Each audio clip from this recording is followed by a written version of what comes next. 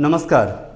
क्या आप जानते हैं सिर्फ एक नियम से सभी एक्टिव सेंटेंसेस को पैसिव किया जा सकता है? हाँ, आपने सही सुना। सिर्फ एक रूल से सारे एक्टिव सेंटेंसेस को आप पैसिव में कन्वर्ट कर सकते हैं। तो चलिए शुरू करते हैं। वॉइस हम सब जानते हैं दो प्रकार का होता है, एक्टिव और पैसिव। ये एक्टिव और पैसिव होता क्या है बच्चे? Active sentence and passive sentence ये किसी भी स्टेटमेंट को कहने के दो तरीके हैं। आप किसी सेंटेंस को दो तरीके से कह सकते हैं, एक्टिव में या पैसिव में। एक्टिव और पैसिव में डिफरेंस क्या है?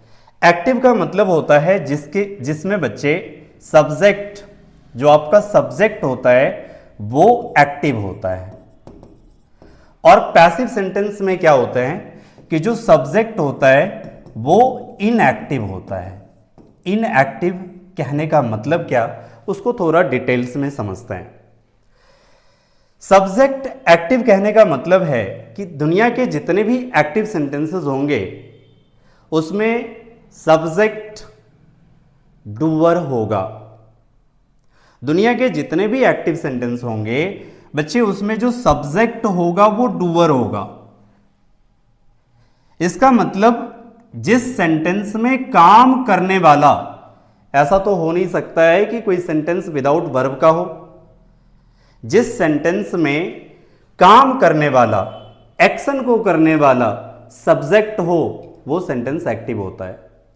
अब जैसे इसको एग्जाम्पल से समझते हैं।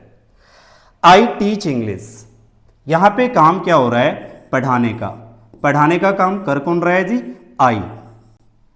तो आई यहां पे क्या है? सब्जेक्ट है, मतलब ये पैसिव है, सॉरी एक्टिव है, मतलब ये एक्टिव सेंटेंस है।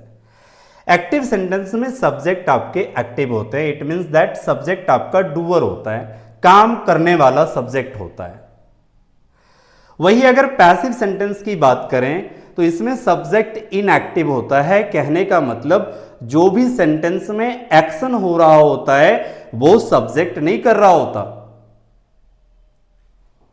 जैसे इंग्लिश इज टॉट बाय मी, मैं बोलूं कि सब्जेक्ट क्या है, आप बोलोगे सर इंग्लिश है। काम क्या हो रहा है इसमें? पढ़ाने का। क्या पढ़ाने का काम सब्जेक्ट कर रहा है? तो नहीं, पढ़ाने का काम तो मेरे द्वारा हो रहा है। तो पैसिव के अंदर बच्चे जो सब्जेक्ट होते हैं वो आपके इनएक्टिव होते हैं। इट मीन सब्जेक्ट आपके रिसीवर होते हैं। तो इस चीज को आप इजिली समझ सकते हैं। यहां पर नेहा बाउट अ बुक, बाउट यहां पर वर्ब है, काम हो रहा है खरीदने का, कौन कर रहा है? Subject. Sachin is playing cricket, काम हो रहा है खेलने का, कौन कर रहा है? सब्जेक्ट। काम हो रहा है खरीदने का, कौन कर रहा है? किताब कर रहा है क्या खरीदने का काम? बिल्कुल नहीं। काम हो रहा है खेलने का, क्या क्रिकेट खेलने का काम कर रहा है? नहीं। तो बच्चे दुनिया के जितने भी पैसिव सेंटेंस होते हैं उसमें जो सब्जेक्ट होता है वो डूअर नहीं होता है।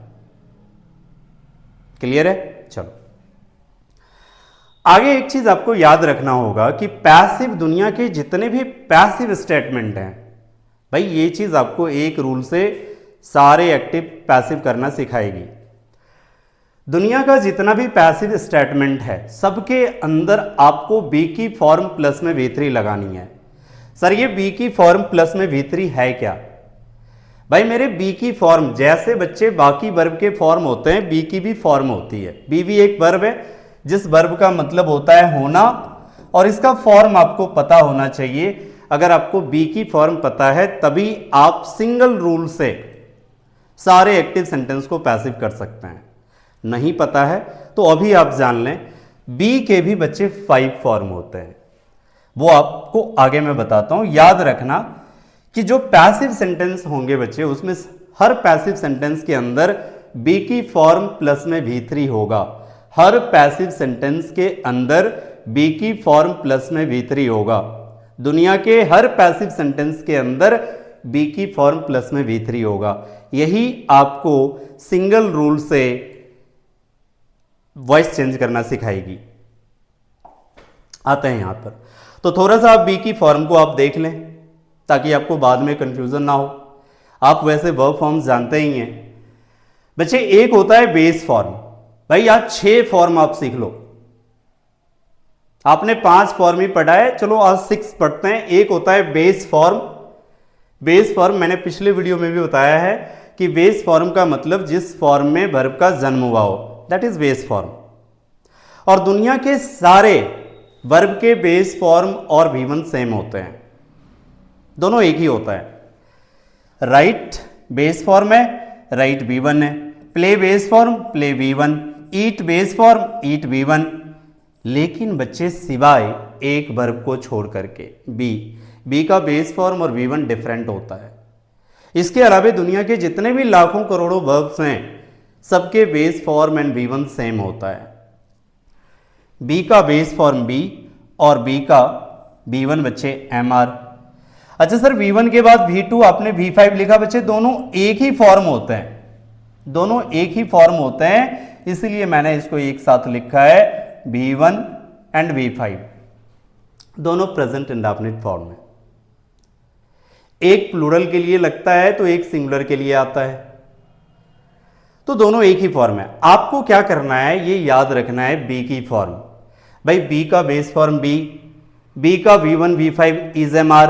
आप दोनों एक साथ याद रखो, बी का V1 V5 is MR। B का V2 वॉज वर्ब, वॉज एक सिंगुलर, वॉज सिंगुलर के लिए लगता है और वर्ब प्लूरल के लिए। बी का V3 बीन, बी का V4 बीइंग। याद हो गया, वापस से देख लो।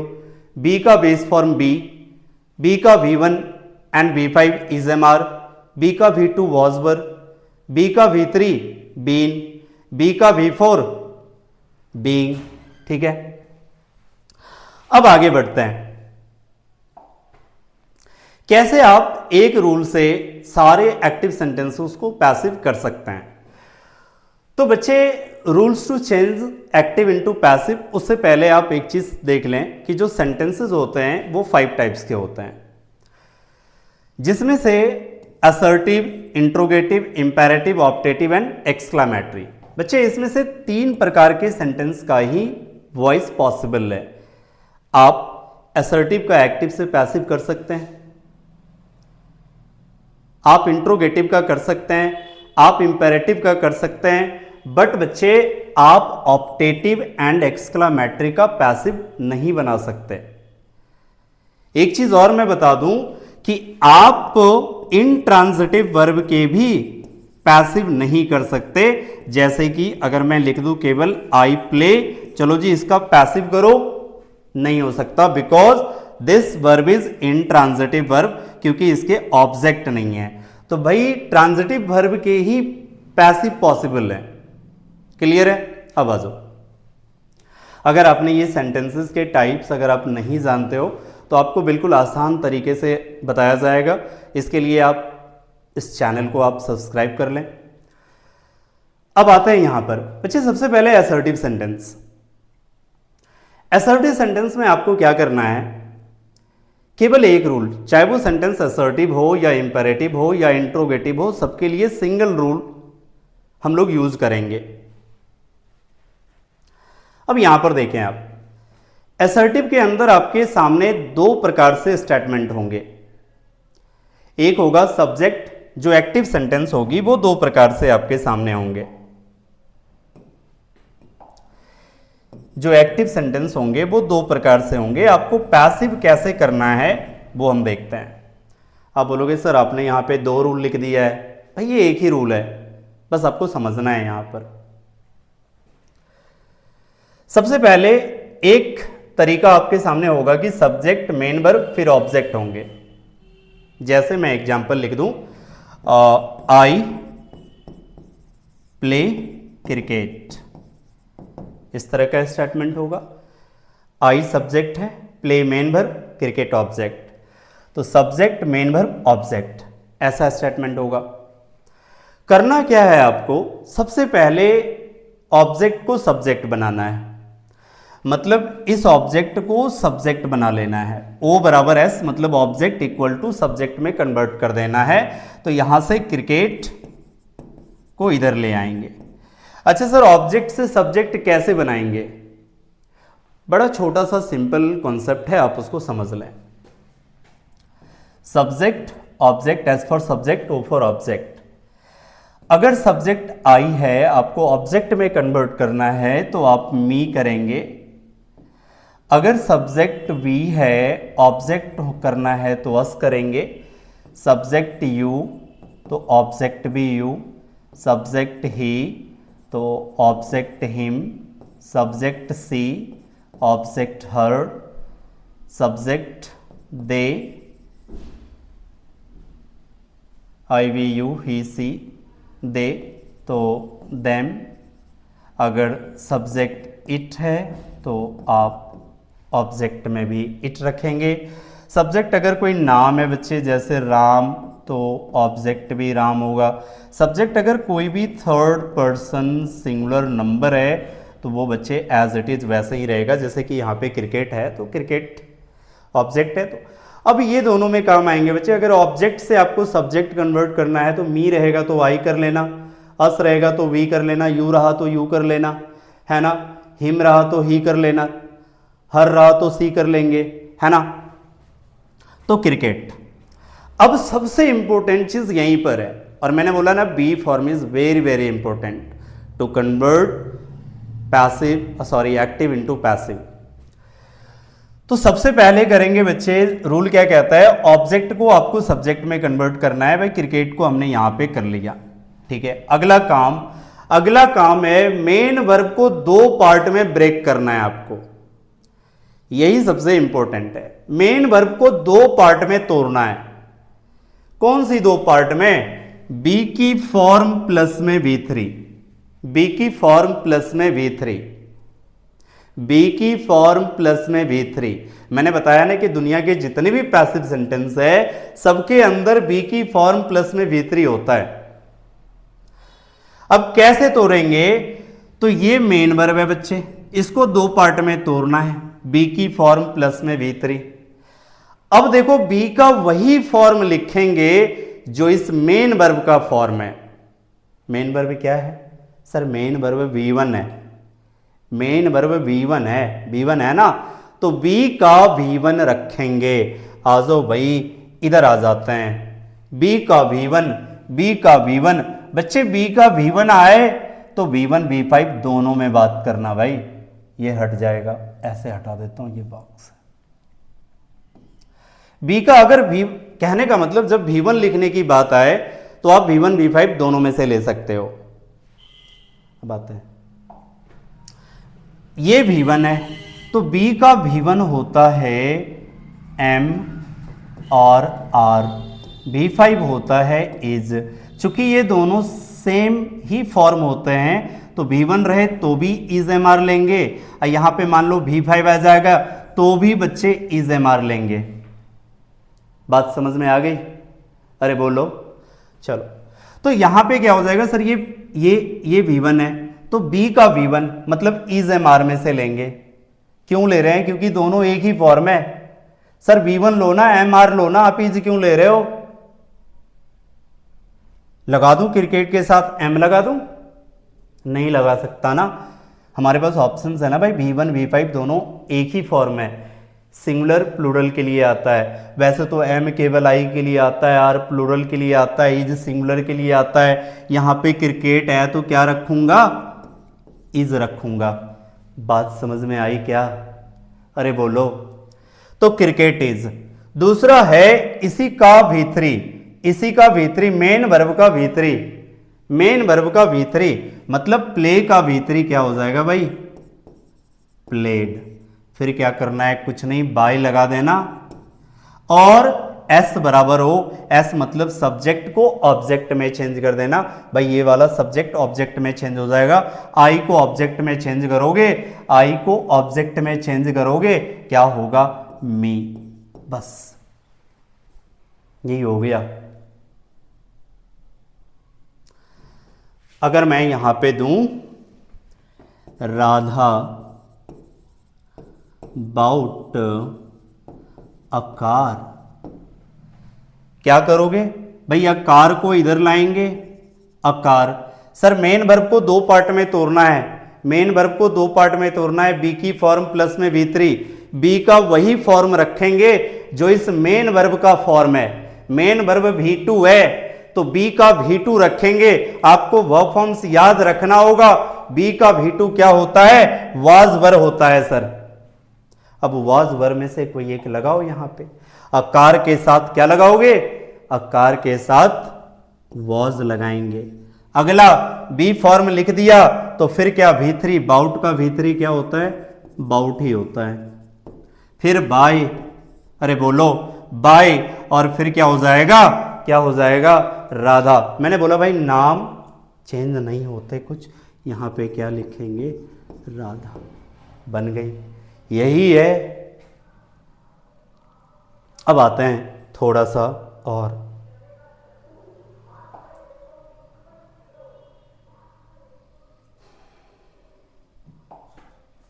इसको देख लेते हैं ये क्या है। बच्चे एक्टिव के अंदर हम अभी असर्टिव सेंटेंस देख रहे हैं।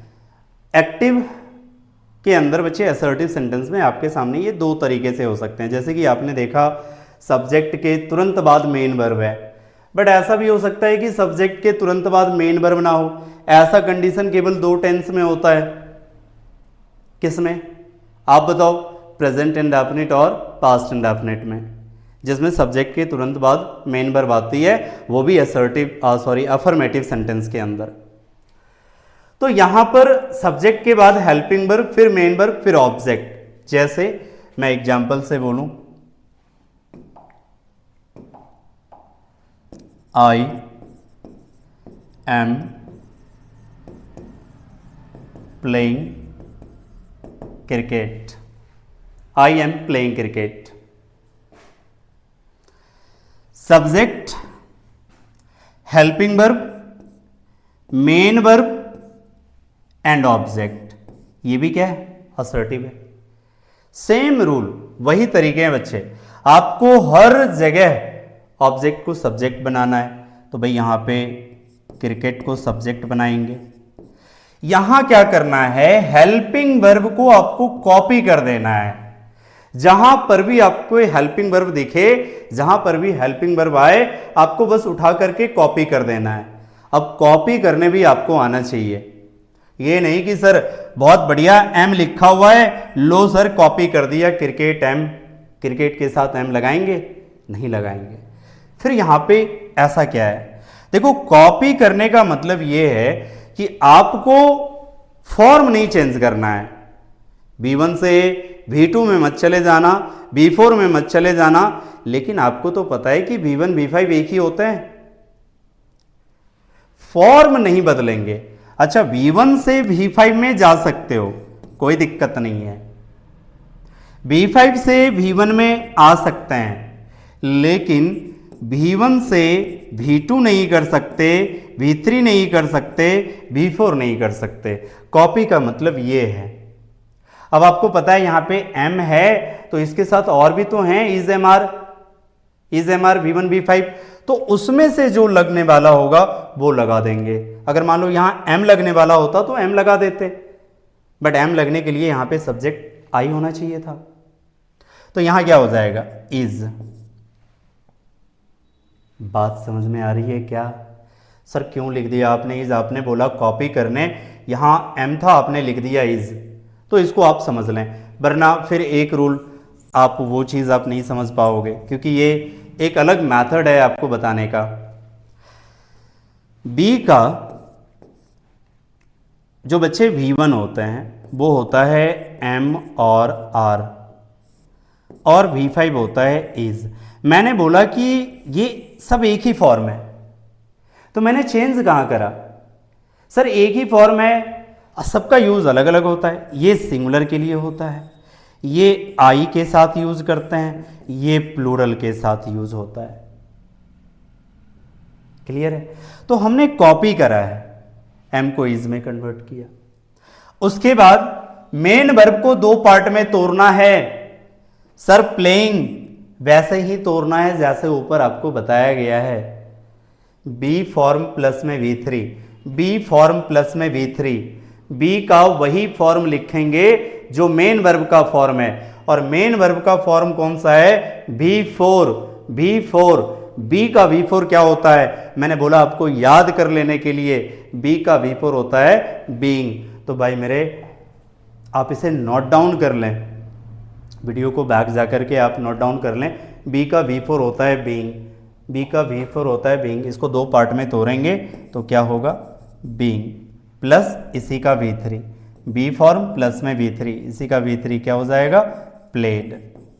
बाई लगा दो अब, और उसके बाद बच्चे आई को ऑब्जेक्ट बनाओगे, ये वाला भी आप यहाँ पे ऊपर चला गया, आप देख लेना आई का ऑब्जेक्ट क्या होता है,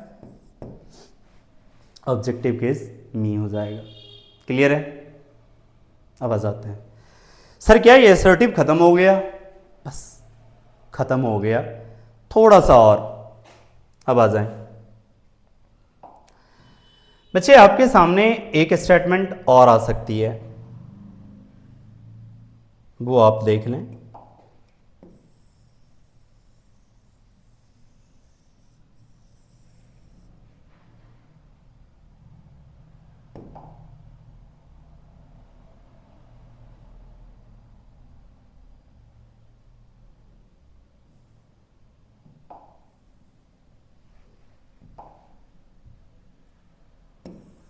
ना ना मुझे ये चाहिए,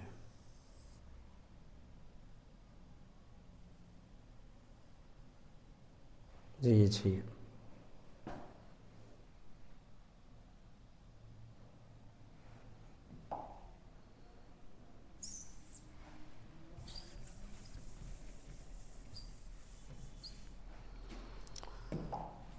एक तरीका है, एक रूल और आपको देखना है यहाँ पर, रूल नहीं जो स्टेटमेंट आपके सामने आएंगे और फिर खत्म ही होगी। आपके सामने एक्टिव में एक और तरीके से असर्टिव सेंटेंस आएंगे, वो क्या होंगे, सब्जेक्ट प्लस डू या डज या डिड।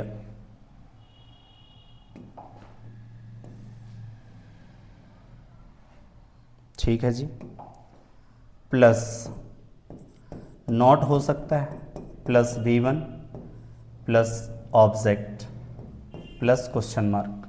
ठीक है, अब इसका जब आप पैसिव करेंगे तो कैसे करेंगे, सर ये भी असर्टिव है, बिल्कुल ये भी असर्टिव सेंटेंस है।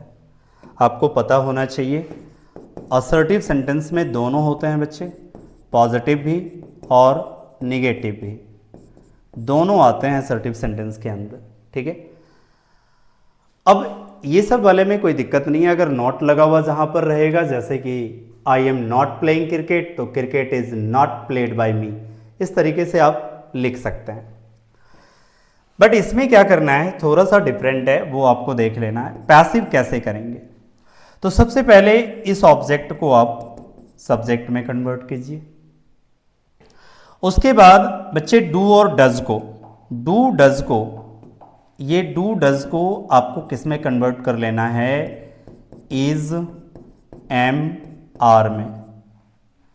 डू डज को इज एम आर में से कोई एक में कन्वर्ट कर लेना है, और वो भी सब्जेक्ट के हिसाब से। सब्जेक्ट अगर इज लेने वाला है तो इज लगाओ, आर लेने वाला है तो आर लगाएंगे, एम लेने वाला है तो एम लगाएंगे। अगर डिड रहा तो उसको बच्चे कन्वर्ट कर देंगे वाज वर में, प्लस नॉट है तो नॉट लगाइए, आप नॉट लगाइए, और फिर इस V1 को दो पार्ट में नहीं तोड़ करके केवल आपको V3 करना है, फिर बाय, और इस S बराबर O कर देंगे, सब्जेक्ट बराबर ऑब्जेक्ट कर देंगे। अभी आपको एग्जाम्पल से समझाता हूं, क्वेश्चन मार्क लगा देंगे। ठीक है, अब आते हैं एग्जाम्पल पे। इसका एक एग्जाम्पल लेते हैं, सर जैसे I do not teach Hindi, I do not teach Hindi, ये भी असर्टिव सेंटेंस है, इसका पैसिव करना है। तो सबसे पहला काम O बराबर S करेंगे बच्चे, तो यहां पे आ जाएगा हिंदी। देखो यहां पे डू है, मैंने बोला कि अगर डू डज रहे तो आप इज एम आर में से कोई एक में कर लेना, तो डू है तो इज एम आर में से हिंदी क्या लेगा, इज लेगा।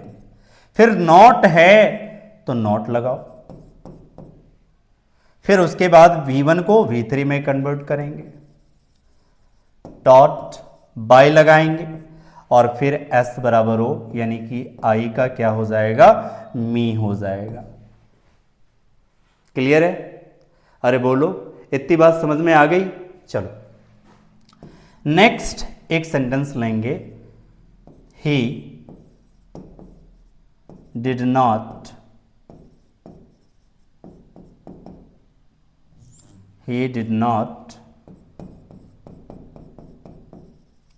Play cricket. तो क्या करेंगे, क्रिकेट ऑब्जेक्ट को पहले सब्जेक्ट बनाएंगे। अब यहां पे डिड है तो डिड को चेंज करेंगे वॉज वर में से, या तो डू डज रहेगा कोई एक या डिड रहेगा, तो डिड को चेंज करेंगे वॉज या वर में। ठीक है, तो क्रिकेट के साथ क्या लगेगा, वॉज लगेगा, क्रिकेट वॉज, फिर नॉट है तो बच्चे नॉट लगाएंगे, प्ले का क्या हो जाएगा, प्लेड। यहां पे आपको दो पार्ट में नहीं तोड़ना है भाई, केवल इतना याद रखना है कि जहां पर भी चाहे वो सेंटेंस असर्टिव हो, इंट्रोगेटिव हो, डू डज डिड आएगा, वहां पे मेन वर्ब को दो पार्ट में नहीं तोड़ना है। बाकी हर जगह मेन वर्ब को आपको दो पार्ट में तोड़ना है, बी की फॉर्म प्लस में V3, और आपका इजीली बन जाएगा। अगर आप वीडियो एक बार में आपने नहीं समझा तो इसको दोबारा आप देख लें, बट लाइफ में कभी भी आपको वॉइस में प्रॉब्लम नहीं होगी, ये गारंटी है हमारी। Cricket was not played by, he का ऑब्जेक्टिव केस क्या होता है, हिम। आप वीडियो में जो भी पॉइंट्स दिए गए हैं बच्चे, इसे आप अपने नोटबुक में नोट डाउन कर लीजिए, चाहे आप किसी भी क्लास के स्टूडेंट्स हैं। और साथ में जो भी ये एक शॉर्ट टाइम वीडियो है बच्चे, जब लॉन्ग टाइम हमारी वॉइस क्लासेस होगी तो फुल डिटेल्स में आपको दी जाएगी।